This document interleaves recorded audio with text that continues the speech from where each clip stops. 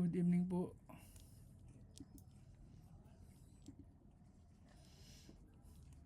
Magandang gabi po sa inyo ha. Live tayo sa Bulkang Mayon. Makikita nyo po yung paglabas ng lava. Kaninang 2:30 pumutok na rin yan. Tapos alas 3:15 sa mga na rin siya pumutok. Naglabas ulit siya ng lava. Tapos pagdating ng alas 5:30 naglabas na naman siya. Hanggang alas 6 na yun. Yung lava niya makikita nyo lumalabas. Kahit maaga na makikita pa rin yung ano, kasi natatakbo siya ng ulap. Kaya tanaw yung mga lumalabas ng lava. Kasi pag maliwanag na hindi na ganong kita yan eh. Tapos ngayon nagbuga na naman siya. Alas 6 din nagbuga siya. Ngayon nagbuga na naman. Kaya yung mga malapit sa Mayon, at maaari umalis muna kayo dyan. Kasi buhay nyo ang kapalit nyan. Mahirap sa huli magsisi. Ang buhay mahirap palitan. Yung gamit madali lang, pwede naman palitan yan.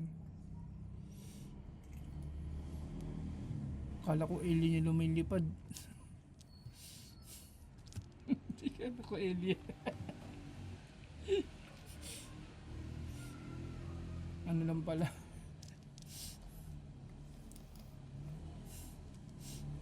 Drone lang siguro yun. Yung mga malapit, umalis na kayo dyan. Lahat ng may mga buhay, mga alaga nyo, hakutin nyo na, umalis kayo dyan. Huwag nyo nang hintayin sumabog pa yan ng mas malakas. Mabuti na yung sigurado. Sana yung bahay nyo, hanggat maaari, ibili nyo na sa mga, may mga magbabantay naman dyan, yung mga tanod dyan. Pag ganyan, wala na siguro hanggat maaari, iwan na. Makatakot yung ganyan, no?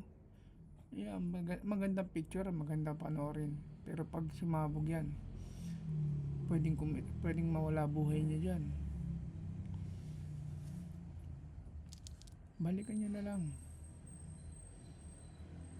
Hindi lang dyan sa bayan nyo ang sakop niya, marami masasakop niyan.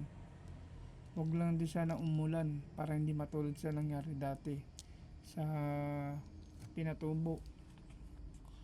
Umabot hanggang Maynila yung abo.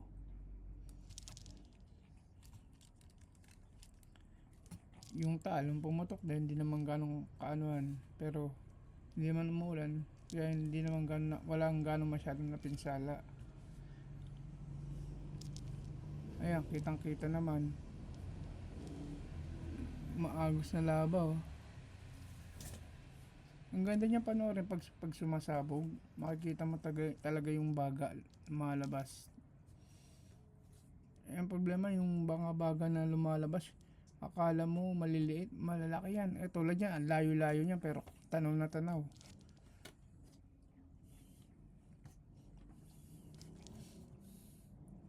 Alis na po kayo dyan para sa kaligtasan niyo yan.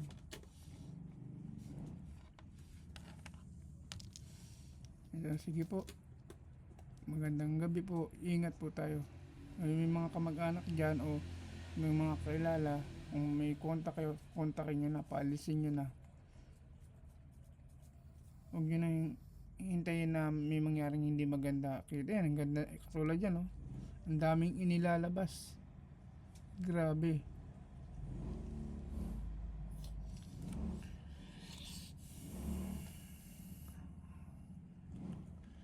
Ano siya eh, lalabas sa hinto.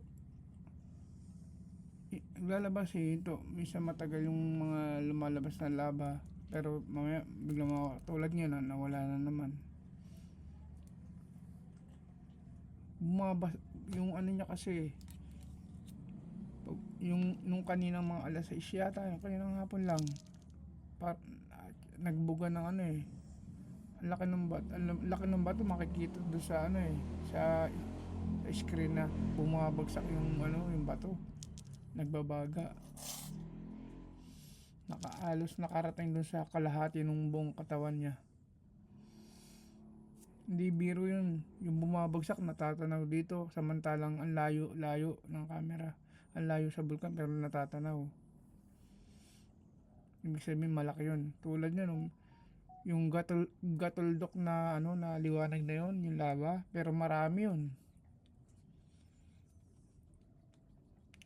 Yung usok niya ano na rin eh. Medyo umiitim na eh. Hindi katulad ng ibang usok na ano eh.